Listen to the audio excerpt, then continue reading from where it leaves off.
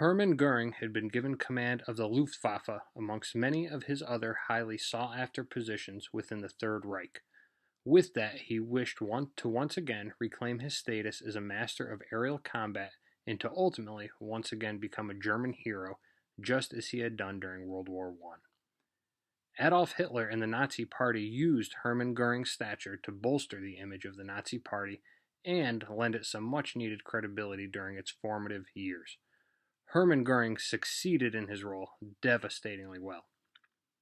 With his status cemented at the mountaintop of this new Germany, Goering went to great lengths in order to satisfy his lust, hunger, and perversion for power, art, status, and ego. As you will witness in this exhibit, there is nothing that Hermann Goering would not jeopardize in order to achieve the aforementioned things. Hermann Goering left in his wake a tremendous social impact that affected millions across Europe. Le Catalogue Goering is Goering's handwritten catalog of items which he confiscated and collected.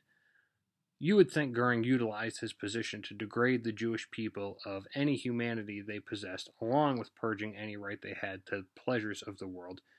And while that was in part true, he really utilized his position for his own pleasure. Goering took advantage of Hitler's term degenerate art, which originated in Mein Kampf, to manipulate his way to amassing a collection of over 1,300 degenerate works. This collection was fit for the finest museum, but Goering stole it all for himself.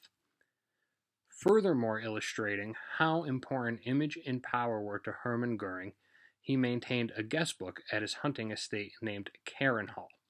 Here you can see influential individuals which Goering collaborated or met with: Mussolini, Hitler, Herbert Hoover, Charles Lindbergh.